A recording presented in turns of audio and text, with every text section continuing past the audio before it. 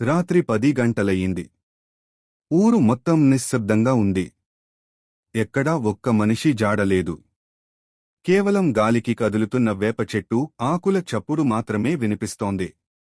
ఆ ఊరికి పక్కనే ఒక పాత చెరువు ఉంది, నీల చెరువు. ఆ చెరువుకి దగ్గరగా ఎవ్వరూ వెళ్లరు. ఎందుకంటే రాత్రివేళ అక్కడ ఒక నీడ తిరుగుతుందని ఊరివాళ్లు అంటుంటారు. రాము అనే యువకుడు ఆ మాటలు నమ్మేవాడు కాదు. దెయ్యమా? అదేం ఉండదు అని నవ్వేసేవాడు. ఒకరోజు అతని స్నేహితుడు శంకర్ అన్నాడు, నువ్వు నిజంగా ధైర్యవంతుడివైతే రాత్రి 12 గంటలకు చెరువుకి వెళ్లి నీ పేరు గట్టిగా 3 సార్లు పిలువు. ఆ దెయ్యం వస్తుందంటారు. రాము నవ్వి అన్నాడు, అరే రావారా, వెళ్దాం రాత్రి. ఆ రాత్రి ఇద్దరూ టార్చ్ లైట్ పట్టుకుని చెరువు వైపు బయల్దేరారు. దారంతా చీకటిగా ఉంది. బల్లులు అరుస్తున్నాయి, దూరంలో కుక్కలు మురుగుతున్నాయి. చెరువు దగ్గరికి రాగానే చల్లని గాలి వీచింది. రాము తను తీసుకొచ్చిన టార్చ్ వెలిగించాడు. నీళ్లలో ప్రతిబింబం మెరుస్తోంది. ఇక్కడ ఏముందిరా? ఏమీ లేదు కదా అని నవ్వుతూ నీళ్ల దగ్గరికి వెళ్ళాడు. అతను నీళ్లలోకి చూడగానే ఒక్కసారిగా తన ప్రతిబింబం కదిలింది. అతను ఏం చేయకపోయినా ఆ నీడ చేతిని పైకెత్తింది. ఏంరా ఇది అని వెనక్కి తిరిగేలోపే చల్లని చేతి అతని కాలి దగ్గర పట్టుకుంది. అతను భయంతో కేక వేశాడు, శంకర్! ఏదో పట్టుకుంది. శంకర్ దగ్గరికి రాగానే అతను చూసిన దృశ్యం అతడి ప్రాణం గడ్డకట్టేలా చేసింది. రామును నీళ్లలోకి లాగుతున్న ఒక స్త్రీ ఆకారం. ఆమె జుట్టు నీటితో నిండిపోయి ముఖం కనిపించకపోయినా 2 ఎర్రకళ్ళు మాత్రం మెరుస్తున్నాయి. శంకర్ పరుగెత్తి ఊరికి చేరుకున్నాడు. కాని రాము మాత్రం తిరిగి రాలేదు. మరుసటి రోజు చెరువులో అతని చెప్పులు మాత్రమే దొరికాయి. ఊరివాళ్లు భయంతో చెరువు దగ్గరికి పోవడం మానేశారు. కాని ఆ రాత్రి తర్వాత ప్రతి పౌర్ణమి రోజూ చెరువులో ఎవరో శంకర్ అని పిలుస్తున్న శబ్దం వినిపించేదట. రామును ఆ రాత్రి చెరువు మింగేసిన తర్వాత ఊరు మొత్తం వణికిపోయింది. నీల చెరువు దగ్గర దెయ్యం ఉంది అని అందరూ నమ్మేశారు. కాని శంకర్ మాత్రం మనసులో శాంతి లేక తల్లడిల్లిపోతున్నాడు. రాత్రిళ్లు నిద్రపోలేకపోయాడు. ప్రతిసారి కళ్ళు మూసుకున్నప్పుడు రాము నీళ్లలో లాగబడుతున్న దృశ్యం గుర్తొచ్చేది. నువ్వే నన్ను తీసుకెళ్లావురా శంకర్ అన్నట్టు అతని స్వరం చెవుల్లో మోగేది. ఒకరోజు రామమ్మ, రాముని తల్లి, శంకర్ దగ్గరికి వచ్చి ఏడుస్తూ అంది, బాబూ, నా బిడ్డ ఎక్కడో చెప్పు. నాకైనా అతని శరీరం చూపించు. ఆ చెరువు నాపై నయమయ్యేలా లేదు బిడ్డా. శంకర్ తన తప్పు తెలుసుకున్నాడు. అమ్మా, నేనేం చేస్తానో తెలియదు, కాని రాముని గురించి తెలుసుకుని వస్తాను అని మాట ఇచ్చాడు. ఆ రాత్రే అతను దీపం, లెమన్, కొబ్బరికాయ తీసుకుని చెరువు వైపు బయల్దేరాడు. గాలి బలంగా వీచింది. చెట్ల కొమ్మలు గీకి గీకి చప్పుళ్లు చేస్తుంటే భయమేసింది. అతను దీపం వెలిగించి చెరువు దగ్గర కూర్చున్నాడు. రాము, నువ్వు ఉన్నావా అని నెమ్మదిగా పిలిచాడు. ఎక్కడో దూరంలో చిలుకల కేకలు వినిపించాయి. తర్వాత నీళ్లలో బుడగలు ఎగసి నెమ్మదిగా ఒక స్త్రీ ఆకారం పైకి వచ్చింది. ఆమె జుట్టు మొత్తం చెదిరిపోయింది. ముఖం తెల్లగా, ఎర్ర కళ్ళు భయంకరంగా మెరుస్తున్నాయి. అమ్మాయి స్వరం తేలిగ్గా వినిపించింది. రాము నిన్ను పిలుస్తున్నాడు. అతను నాకోసం చనిపోయాడు. శంకర్ వణుకుతూ అన్నాడు, నువ్వెవరు? రాముకి ఏం చేశావ్? ఆ స్త్రీ ఒక్కసారిగా కేక వేసింది. నేను ఈ చెరువులో మృతి చెందిన సరళ. నన్ను మోసం చేసినవాడు నీ స్నేహితుడు రాము. శంకర్ ఆశ్చర్యపోయాడు. ఏమంటావ్? రాము ఎవరినీ మోసం చేయలేదు. సరళ కన్నీళ్లు కారుస్తూ చెప్పింది. 5 ఏళ్ల క్రితం రాము నన్ను ప్రేమించాడు. కాని నా తండ్రి అంగీకరించలేదు. రాము, పారిపోదాం అన్నాడు. నేను నమ్మి వచ్చాను. కాని అతను రాలేదు. నేను ఈ చెరువులో దూకాను. ఆ రోజునుంచి ఈ చెరువు నా ఆత్మని బంధించింది. ఇప్పుడు రాము నా దగ్గర ఉన్నాడు. అతనిని ఎవరూ తీసుకుపోలేరు. శంకర్ వెనక్కి తిరిగి పారిపోవాలనుకున్నాడు. కాని చెరువు నీళ్లు ఒక్కసారిగా ఉప్పొంగి అతని కాలిని పట్టుకున్నాయి. ఆ చల్లని నీడ అతన్ని లోపలికి లాగుతోంది. అతను గట్టిగా కేక వేశాడు, సరళ! ఆపు! రాముని దోషం కాదు. కాని ఆమె స్వరం వినిపించింది. ఇప్పుడు ఆలస్యం అయ్యింది. మీరు ఇద్దరూ నాకే సొంతం. అతను అర్థం కాని అంధకారంలోకి లాగబడిపోతుండగా చెరువు నీళ్లు రక్తంలా ఎర్రగా మారాయి. చెరువు నీళ్లలో మునిగిపోయిన శంకర్ కోసం ఊరంతా గాలించారు. 2 రోజులు గడిచిపోయాయి కాని అతని జాడలేదు. రామమ్మ తల్లడిల్లిపోయింది. నా బిడ్డని తీసుకెళ్ళి, ఇప్పుడు ఆ శంకర్కి ఇదే పరిస్థితి అని ఏడుస్తూనే ఉంది. ఆ చెరువుకు దగ్గరగా వెళ్లడానికి ఎవరికీ ధైర్యం లేకపోయింది. రోజు పగలే కూడా అక్కడి నీళ్లలో ఏదో కదులుతున్నట్టుగా కనిపించేది. రాత్రి అయితే మరీ భయంకరంగా. ఎవరైనా దగ్గరికి వెళ్తే నీళ్లలోంచి నవ్వులు వినిపించేవి. ఒకరోజు ఊర్లోకి కొత్తగా ఓ పూజారి వచ్చాడు, రుద్రయ్య గారు. అతనికి ఈ చెరువు కథ తెలిసింది. దెయ్యం ఉన్నా దానికి కారణం ఉంటుంది. ఆత్మని శాంతిపరచాలి అని చెప్పారు. రాత్రి పౌర్ణమి రోజు రుద్రయ్య గారు చెరువు వద్దకు వచ్చి హోమం మొదలుపెట్టారు. పల్లె ప్రజలంతా దూరంగా నిలబడ్డారు. గాలి ఒక్కసారిగా బలంగా వీచింది. దీపాలు ఆరిపోయాయి. ఆ చీకటిలో ఒక స్వరం వినిపించింది. ఎవరూ నన్ను ఆపలేరు. రుద్రయ్య గారు మంత్రాలు చదవడం మొదలుపెట్టారు. నీళ్లలో బుడగలు ఎగిశాయి. చెరువు మధ్యలో సరళ ఆత్మ బయటపడింది. జుట్టు వాలిపోగా ఎర్ర కళ్ళు మెరుస్తున్నాయి. సరళ! అని రుద్రయ్య గారు గట్టిగా అన్నారు. నిన్ను మోసం చేసిన వాడిపై కోపం నీదే సరైనది కాదు. నువ్వు చనిపోయినప్పుడు ఆ ఆత్మ శాంతి పొందాలి. మరి ఎందుకు ఈ పాపం చేస్తున్నావ్? ఆమె కేక వేసింది. నన్ను మోసం చేసినవాడు రాము. అతను నన్ను వదిలేశాడు. ఆ మాటలు వినగానే చెరువులోంచి మరో నీడ బయటకు వచ్చింది. రాము! అతని ముఖం తెల్లగా, కాని కళ్లలో బాధ ఉంది. సరళ! నేను నిన్ను మోసం చేయలేదు. ఆ రోజు నేను వచ్చినా నీ తండ్రి వాళ్ళు నన్ను కొట్టి చంపేశారు. నిన్ను కాపాడలేకపోయాను.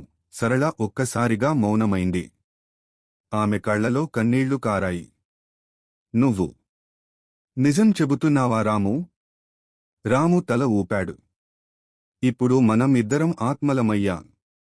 కాని ఇంకెవరినీ ఈ చెరువులోకి లాగకూడదు సరళ. మనం శాంతిగా పోదాం. అంతలో రుద్రయ్య గారు పవిత్ర జలం చెరువులో చల్లారు. ఓం శాంత్యః, ఓం ప్రేతాత్మ శాంత్యః అని జపించారు. రాము మరియు సరళ ఆత్మలు నెమ్మదిగా ఒక కాంతిలో కలసి చెరువులో మాయమయ్యాయి. నీళ్లు మళ్లీ నిశ్శబ్దంగా మారాయి. గాలి ఆగిపోయింది.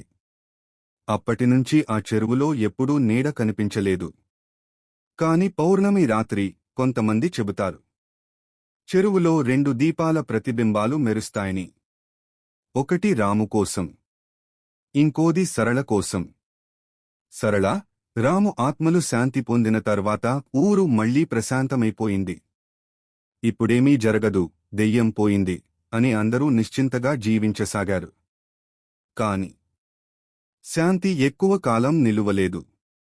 1 నెల తర్వాత కొత్త ఘటన మొదలైంది. రాత్రిళ్ళు చెరువు దగ్గరగా వెళ్తున్న వాళ్లకు చెరువులో ఎవరో నడుస్తున్నట్టుగా కనిపించేది. కొంతమంది అంటారు, రాము ఆత్మ కాదు, కొత్త దెయ్యం వచ్చింది. ఊరిలోని చిన్న పిల్లాడు కార్తీక్ ఒకరోజు చెరువు దగ్గర ఆడుకుంటూ పడిపోయాడు. అమ్మాయిలు కేకలు వేయడంతో వాళ్లు పరుగెత్తి వెళ్లి చూసేసరికి కార్తీక్ నీళ్లలోంచి బయటకు వచ్చాడు. కాని అతని కళ్ళు ఎర్రగా మెరుస్తున్నాయి. అతను ఏమాత్రం మాట్లాడకుండా కేవలం ఒకే మాట అన్నాడు. ఆమె తిరిగి వచ్చింది. వాళ్లందరూ భయంతో వణికిపోయారు. ఆమె అంటే ఎవరు అని అడిగితే కార్తీక్ చూపు చెరువుపైనే నిలిచిపోయింది. రుద్రయ్య గారిని మళ్లీ పిలిచారు. అతను చెరువు చుట్టూ ప్రదక్షిణం చేస్తూ మంత్రాలు జపించాడు. కాని ఒక్కసారిగా గాలి బలంగా వీచి దీపం ఆరిపోయింది. నీళ్లలోంచి ఒక పొగలాంటి నీడ పైకి ఎగసింది. రుద్రయ్యగారు కళ్ళు మూసుకుని జపమాల పట్టుకుని జపిస్తున్నారు. ఆ నీడ రూపం తీసుకుంది, కాని అది సరళ కాదు. ఇది మరొక మహిళ, వయసు తక్కువ, ముఖం పసుపు రంగులో ఉంది. ఆమె స్వరం గట్టిగా మారింది. నన్ను పిలిచింది ఈ చెరువే. సరళ ఆత్మ పోయిన తర్వాత ఖాళీగా ఉన్న ఈ చెరువులో ఇప్పుడు నేనే ఉన్నాను. నువ్వెవరు అని రుద్రయ్య గారు అడిగారు. నేను నందిత, ఈ చెరువు దగ్గరే చనిపోయాను. నా మరణానికి కారణం అదే రాము. అతను నన్ను కూడా మోసం చేశాడు. ఊరివాళ్లు ఒక్కసారిగా ఆ మాటలు విని స్తంభించారు. రుద్రయ్య గారు ఆశ్చర్యపోయారు. రాము చనిపోయే ముందే మరొకరిని ప్రేమించాడా? నందిత ఆత్మ నవ్వింది. రాము 2 మనసులతో జీవించాడు. సరళను వదిలి నన్ను ప్రేమించాడు. ఇప్పుడు సరళ శాంతి పొందింది. కాని నేను కాదు. అంతటితో చెరువు నీళ్లు ఎర్రగా మారాయి. నందిత స్వరం గట్టిగా మారి, ఈ ఊరు నా బాధను భరిస్తుంది అని కేకవేసింది. అక్కడ ఉన్నవాళ్లు పరుగెత్తి ఊరికి చేరుకున్నారు. రుద్రయ్య గారు మాత్రమే అక్కడ నిలబడి ఉన్నారు. కాని ఉదయం అయ్యేసరికి రుద్రయ్య గారు కూడా కనిపించలేదు. రుద్రయ్య గారు ఆ రాత్రి చెరువు వద్ద చివరిసారి కనిపించారు. ఉదయమైతే ఆయన జపమాల చెరువు ఒడ్డున తేలుతూ దొరికింది. కాని ఆయన శరీరం మాత్రం ఎక్కడా కనిపించలేదు. ఊరు మొత్తం వణికిపోయింది. పిల్లలు బయటకు రావడం మానేశారు. మహిళలు పగలు కూడా చెరువు వైపు చూడడానికి భయపడ్డారు.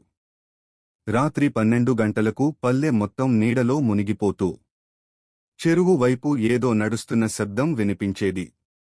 ఒక రాత్రి ధైర్యవంతుడైన గ్రామ సర్పంచ్ రంగయ్య అన్నాడు, ఇలా భయపడితే పల్లె ఖాళీ అవుతుంది. ఆ చెరువులో ఏదో నిజం ఉంది. రేపు నేను దానిని చూసి వస్తాను. తరువాత రోజు సాయంత్రం ఆయన తన 3 తోడలులతో చెరువు వైపు బయల్దేరాడు. 3 చేతుల్లో మంత్రపుస్తకాలు, కొబ్బరికాయలు, దీపాలు పట్టుకున్నారు. సూర్యాస్తమయం అవగానే గాలి ఒక్కసారిగా బలంగా వీచింది. నీళ్లు ఉప్పొంగి మధ్యలో ఒక ఎర్ర పొగ లేచింది. దాంతోపాటు నందిత ఆత్మ కనిపించింది. ఆమె జుట్టు గాలిలో ఎగిరింది, కళ్ళు రక్తం రంగులో మెరుస్తున్నాయి. ఎవరు నా నిద్రను భంగం చేశారు అని కేకవేసింది. రంగయ్య ధైర్యంగా అన్నాడు, ఇది మా ఊరు. నువ్వెవడివైనా వెళ్ళిపో. ఆమె గట్టిగా నవ్వింది. నన్ను మోసం చేసిన రాముని ఊరిని నేను శాపగ్రస్తం చేసేశాను. ఇక్కడ ఎవరి ప్రాణం సురక్షితం కాదు. ఆ మాటలతో గాలి తుపానుగా మారింది. వాళ్ల చేతిలో ఉన్న దీపాలు ఆరిపోయాయి. రంగయ్య సహచరుడు సతీష్ ఒక్కసారిగా కేకవేశాడు, ఏదో నా వెనుక ఉంది. తిరిగి చూసేసరికి అతని వెనుక నందిత ముఖం అగ్నిలా మెరిసింది. తరువాత క్షణంలో సతీష్ నీళ్లలో లాగబడ్డాడు. ఇతరులు భయంతో పారిపోయారు, కాని రంగయ్య మాత్రం కదలలేదు.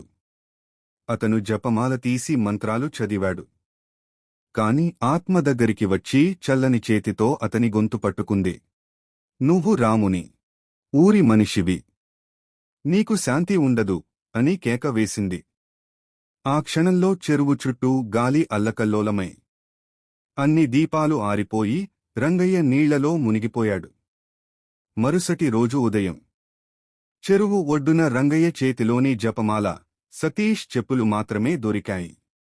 పల్లె ప్రజలు ఏడుస్తూ చెరువు దగ్గర శాపం మోసినట్టు చెప్పుకున్నారు. కాని ఆ రాత్రి పల్లె మొత్తం నిశ్శబ్దంగా ఉన్నప్పటికీ ఒక శబ్దం మాత్రం వినిపించింది. ఇంకా ముగియలేదు.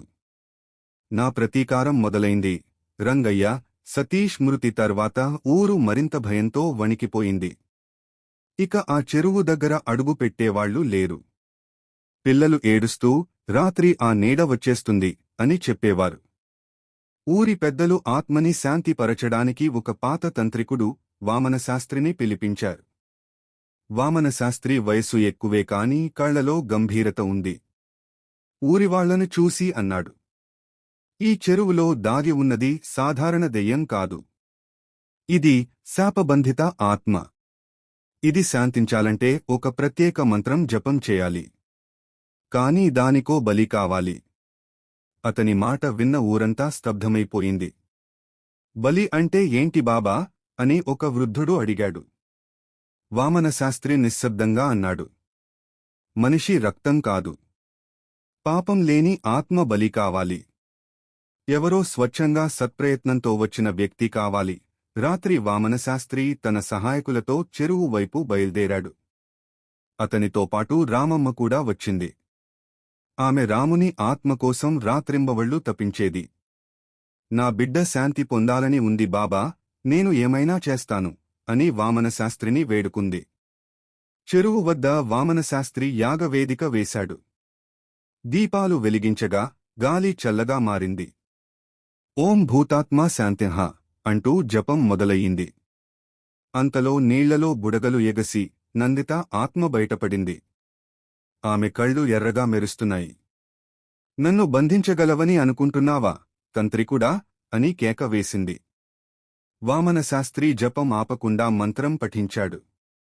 ఆత్మ ఒక్కసారిగా వెనక్కి తొలగింది. కాని వెంటనే మళ్లీ ముందుకు దూసుకొచ్చింది. అతని సహాయకుడి శరీరంలోకి ప్రవేశించింది. అతని కళ్ళు ఎర్రగా మారి గళం నందితలా వినిపించింది. ఈ చెరువు నా స్వరూపం. ఎవరూ నన్ను బంధించలేరు. వామనశాస్త్రి అరిచాడు. దేవతా శక్తి ముందు నీ శాపం నిలబడదు. అతను పవిత్ర చక్రం తీసి గాల్లోకి విసిరాడు. ఆ చక్రం కాంతి రేఖలా మారి చెరువులో పడింది. ఒక్కసారిగా నీళ్లు ఉప్పొంగి కాంతి వెలుగు విరిసింది. నందిత ఆత్మ భయంకరంగా కేకవేసి, ఇది ముగియలేదు. నేను తిరిగి వస్తా అని చెరువులో మాయమైంది. ఉదయం అయ్యేసరికి చెరువు పూర్తిగా ప్రశాంతమైంది. వామనశాస్త్రి అలసిపోయి నేలపై కూర్చున్నాడు. రామమ్మ కళ్లలో కన్నీళ్లు. నా బిడ్డ శాంతి పొందాడా అని అడిగింది. వామనశాస్త్రి నిశ్శబ్దంగా అన్నాడు. రాము, సరళ ఆత్మలు శాంతించాయి. కాని నందిత ఆత్మను పూర్తిగా బంధించలేకపోయాను.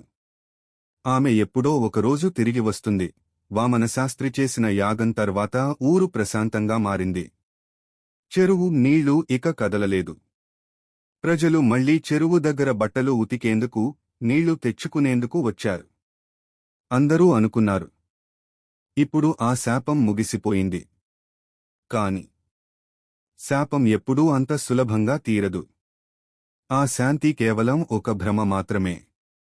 ఆ యాగం జరిగిన 3 ఏళ్ల తర్వాత ఆ ఊరిలోకి కొత్తగా డాక్టర్ అశ్విని అనే యువతి వచ్చింది. ఆమె ప్రభుత్వం తరపున గ్రామ ఆరోగ్య కేంద్రంలో పనిచేయటానికి వచ్చారు. ఆమెకు ఆ చెరువు చాలా ఇష్టం. ఎంత ప్రశాంతంగా ఉంది ఈ నీళ్లు అని ప్రతి సాయంత్రం చెరువు ఒడ్డున కూర్చొని సూర్యాస్తమయం చూస్తుండేది. ఒకరోజు ఆమె చెరువు దగ్గర కూర్చుని పుస్తకం చదువుతుండగా నీళ్లలో ఏదో మెరుపు లాంటి కాంతి కనిపించింది. ఆమె దగ్గరికి వెళ్లి చూసింది. అక్కడ నీళ్లలో ఒక పాత జపమాల తేలుతూనుంది. ఇది ఎవరిదో అని తీసుకునేందుకు ఆమె చేతిని నీళ్లలోకి చాపింది.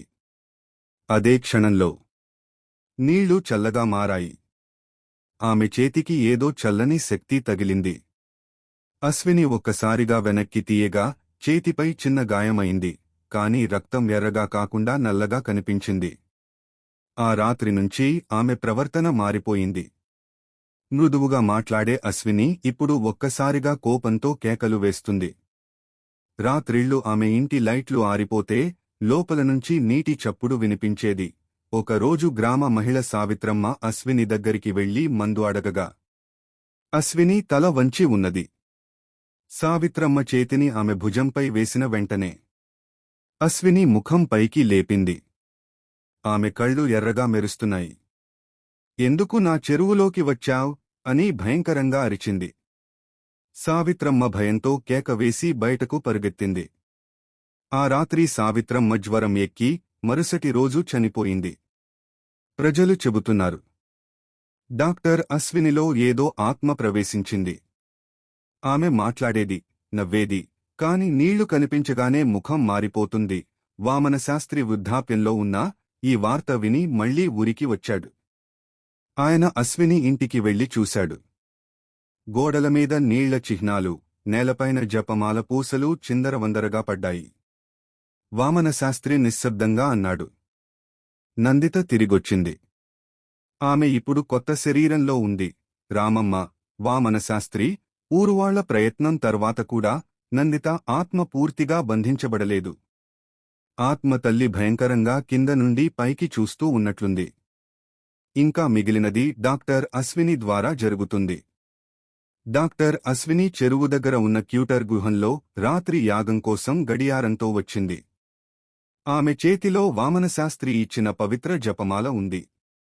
అశ్విని నీళ్లలో చూసి నిశ్చయించింది, ఇది నందిత ఆత్మ. కాని తల్లి అనుమానం లేదు, ఇక్కడి ప్రజలకు ఇది ప్రమాదం కలిగించదు. అప్పుడే నీళ్లలోకే ఒక తెల్లటి శకలం మగ్గింది.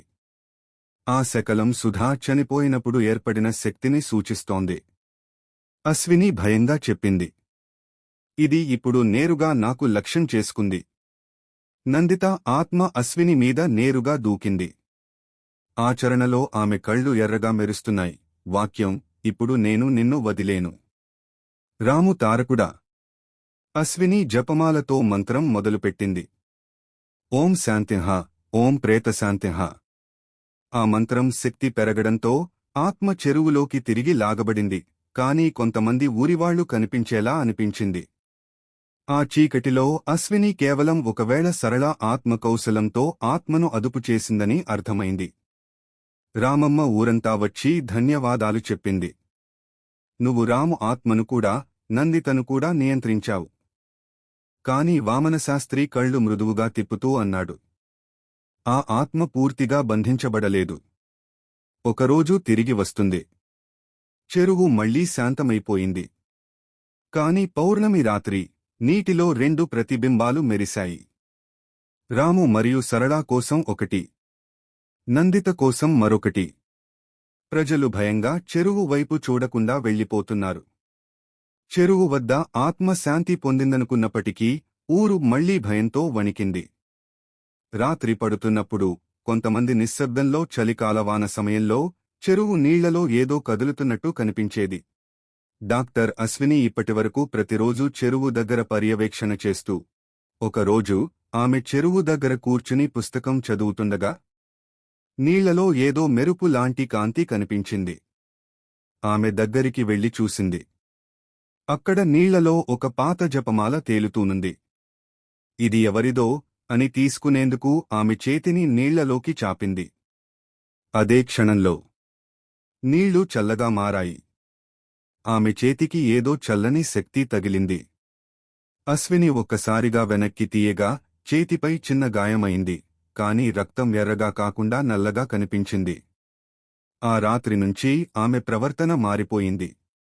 మృదువుగా మాట్లాడే అశ్విని ఇప్పుడు ఒక్కసారిగా కోపంతో కేకలు వేస్తుంది. రాత్రిళ్లు ఆమె ఇంటి లైట్లు ఆరిపోతే లోపల నుంచి నీటి చప్పుడు వినిపించేది. ఒకరోజు గ్రామ మహిళ సావిత్రమ్మ అశ్విని దగ్గరికి వెళ్లి మందు అడగగా అశ్విని తల వంచి ఉన్నది. సావిత్రమ్మ చేతిని ఆమె భుజంపై వేసిన వెంటనే అశ్విని ముఖం పైకి లేపింది. ఆమె కళ్ళు ఎర్రగా మెరుస్తున్నాయి.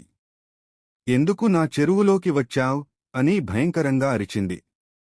సావిత్రమ్మ భయంతో కేకవేసి బయటకు పరుగెత్తింది. ఆ రాత్రి సావిత్రమ్మ జ్వరం ఎక్కి మరుసటి రోజు చనిపోయింది. ప్రజలు చెబుతున్నారు, డాక్టర్ అశ్వినిలో ఏదో ఆత్మ ప్రవేశించింది. ఆమె మాట్లాడేది, నవ్వేది, కాని నీళ్లు కనిపించగానే ముఖం మారిపోతుంది. వామనశాస్త్రి వృద్ధాప్యంలో ఉన్నా ఈ వార్త విని మళ్లీ ఊరికి వచ్చాడు. ఆయన అశ్విని ఇంటికి వెళ్లి చూశాడు. గోడలమీద నీళ్ల చిహ్నాలు, నేలపైన జపమాల పూసలు చిందరవందరగా పడ్డాయి. వామనశాస్త్రి నిశ్శబ్దంగా అన్నాడు. నందిత తిరిగొచ్చింది. ఆమె ఇప్పుడు కొత్త శరీరంలో ఉంది. రామమ్మ, వామనశాస్త్రి, ఊరువాళ్ల ప్రయత్నం తర్వాత కూడా నందిత ఆత్మ పూర్తిగా బంధించబడలేదు. ఆత్మ తల్లి భయంకరంగా కింద నుండి పైకి చూస్తూ ఉన్నట్లుంది. ఇంకా మిగిలినది డాక్టర్ అశ్విని ద్వారా జరుగుతుంది. డాక్టర్ అశ్విని చెరువు దగ్గర ఉన్న క్యూటర్ గుహంలో రాత్రి యాగం కోసం గడియారంతో వచ్చింది. ఆమె చేతిలో వామనశాస్త్రి ఇచ్చిన పవిత్ర జపమాల ఉంది. అశ్విని నీళ్లలో చూసి నిశ్చయించింది, ఇది నందిత ఆత్మ. కాని తల్లి అనుమానం లేదు, ఇక్కడి ప్రజలకు ఇది ప్రమాదం కలిగించదు. అప్పుడే నీళ్లలోకే ఒక తెల్లటి శకలం మగ్గింది. ఆ శకలం సుధా చనిపోయినప్పుడు ఏర్పడిన శక్తిని సూచిస్తోంది. అశ్విని భయంగా చెప్పింది. ఇది ఇప్పుడు నేరుగా నాకు లక్ష్యం చేసుకుంది. నందిత ఆత్మ అశ్విని మీద నేరుగా దూకింది. ఆచరణలో ఆమె కళ్ళు ఎర్రగా మెరుస్తున్నాయి. వాక్యం: ఇప్పుడు నేను నిన్ను వదిలేను. రాము తారకుడా. అశ్విని జపమాలతో మంత్రం మొదలుపెట్టింది. ఓం శాంతిః, ఓం ప్రేతశాంతిః. ఆ మంత్రం శక్తి పెరగడంతో ఆత్మ చెరువులోకి తిరిగి లాగబడింది. కానీ కొంతమంది ఊరివాళ్లు కనిపించేలా అనిపించింది. ఆ చీకటిలో అశ్విని కేవలం ఒకవేళ సరళ ఆత్మకౌశలంతో ఆత్మను అదుపు చేసిందని అర్థమైంది. రామమ్మ ఊరంతా వచ్చి ధన్యవాదాలు చెప్పింది. నువ్వు రాము ఆత్మను కూడా, నందితను కూడా నియంత్రించావు.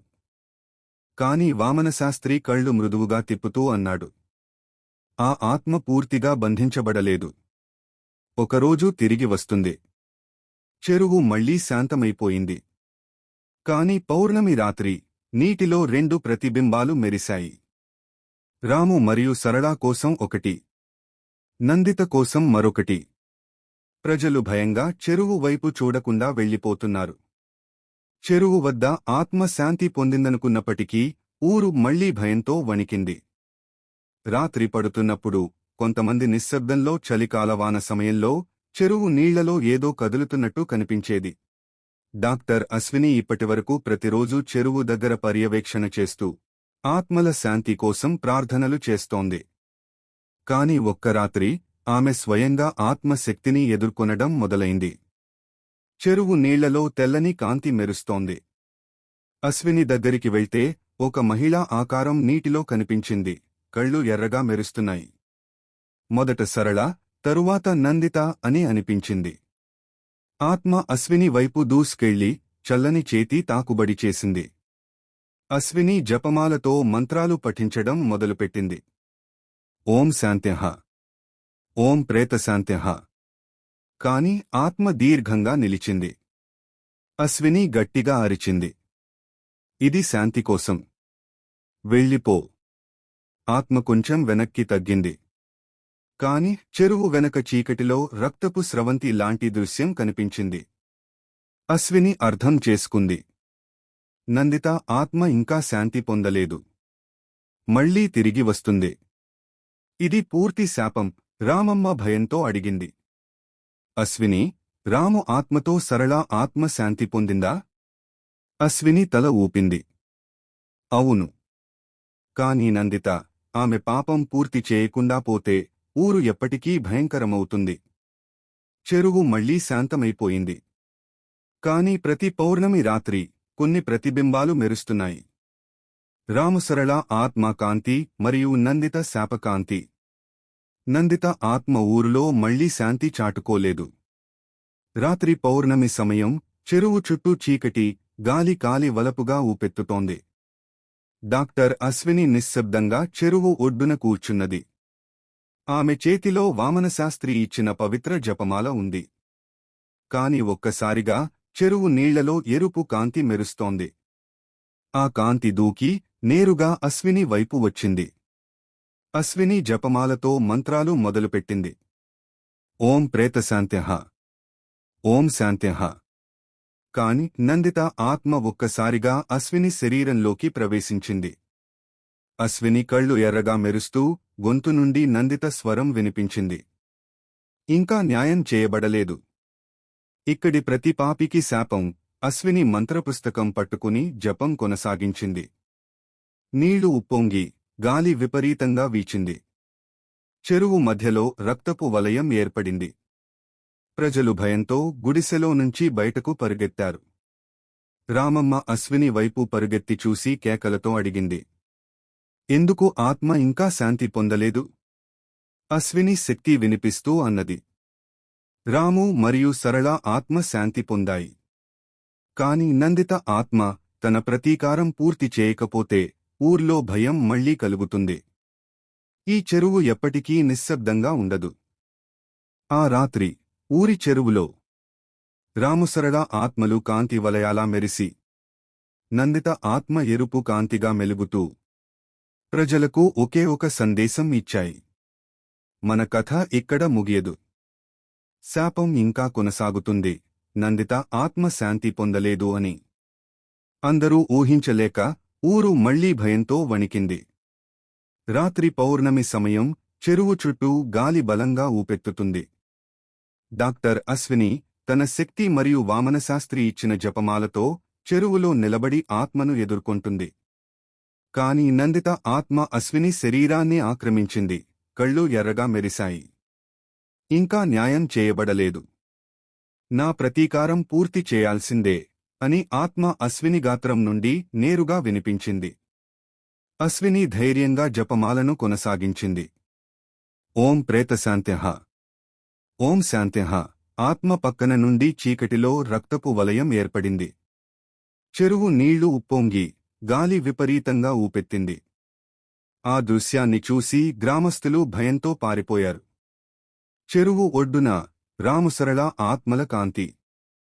నందిత ఆత్మ ఎరుపు కాంతిగా మెలుగుతూ ప్రజలకు ఒకే ఒక సందేశం ఇచ్చాయి. ఇంకా శాంతి లేదు. న్యాయం చేయకపోతే ఈ ఊరు ఎప్పటికీ భయంకరంగా ఉంటుంది. రామమ్మ మరియు వామనశాస్త్రి మరింత శక్తి యాగం ప్రారంభించడానికి నిర్ణయించారు. వామనశాస్త్రి అన్నాడు, ఇది సాధారణ శాంతి కాదు. మేము తేల్చుకోవాల్సింది ఆత్మకు సత్యం చూపించడం. లేకపోతే నందిత ఆత్మ తిరిగి ఎవరినైనా లక్ష్యం చేస్తుంది. రాత్రి పౌర్ణమి సమయం. చెరువు చుట్టూ గాలి భయంకరంగా ఊపెత్తుతోంది. వామనశాస్త్రి, డాక్టర్ అశ్విని, రామమ్మ సాయంతో చెరువు ఒడ్డున యాగ వేదిక ఏర్పాటు చేశారు. వామనశాస్త్రి పలకాడు, ఇది సత్యానికి సంబంధించిన యాగం. నందిత ఆత్మను శాంతిపరచడం కోసం ఆమెకు నిజం చూపించాలి. రాము చనిపోయిన తర్వాత ఆమె పాపం వల్లే ఈ ఊరు భయంకరంగా మారింది. యాగం ప్రారంభమైంది. అశ్విని జపమాలతో మంత్రం పఠించింది. ఓం శాంత్యః. ఓం ప్రేతశాంత్యః. చెరువు నీళ్లలో ఎరుపు కాంతి మెరిసి నందిత ఆత్మ ప్రతిబింబంగా బయటకు వచ్చింది. ఇంకా న్యాయం చేయబడలేదు అని నందిత అరిచింది. వామనశాస్త్రి చక్కగా మత్తెను చూపిస్తూ చెప్పాడు, ఇది నిజం. రాము చనిపోయిన తర్వాత నీ ప్రతీకారం వల్ల నష్టపడ్డ వాళ్లను గుర్తుచేసుకో. సరళ ఆత్మ శాంతి పొందింది. నీది మాత్రమే మిగిలింది. అంతకీ ఆత్మ ఒక్కసారిగా నిశ్శబ్దమై చెరువు నీళ్లలోని ప్రతిబింబంలో ఆత్మ దాని పాపం చూడగా కన్నీళ్లు పెట్టింది. నిశ్శబ్దం తర్వాత ఆత్మ ఎరుపు కాంతి మెల్లగా తగ్గి చెరువు నీళ్లలో మెల్లగా కరిగిపోయింది. రామమ్మ మరియు డాక్టర్ అశ్విని ఊరులోకి తిరిగి వచ్చారు. వామనశాస్త్రి కాస్త జాగ్రత్తగా చెబుతాడు, ఇప్పటి వరకు శాంతి సాధించాం. కాని ఆత్మశక్తి ఎప్పుడైనా తిరిగి రావచ్చు. ఇది గుర్తుంచుకోవాలి.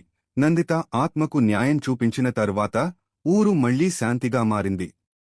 చెరువు నీళ్లు మెల్లగా శాంతపడ్డాయి. గాలి చల్లగా ఊపెత్తింది. రామమ్మ, డాక్టర్ అశ్విని, వామనశాస్త్రి ఊరును పర్యవేక్షిస్తూ ప్రజలకు భయంకర సంఘటనల గురించి వివరించారు. నందిత ఆత్మను శాంతిపరచాం. కాని భయంకర సంఘటనలను గుర్తుంచుకోవడం మంచిది. పౌర్ణమి రాత్రుల్లో చెరువులో అదృష్టవంతంగా కూడా చూడవచ్చు అని వామనశాస్త్రి హెచ్చరించాడు.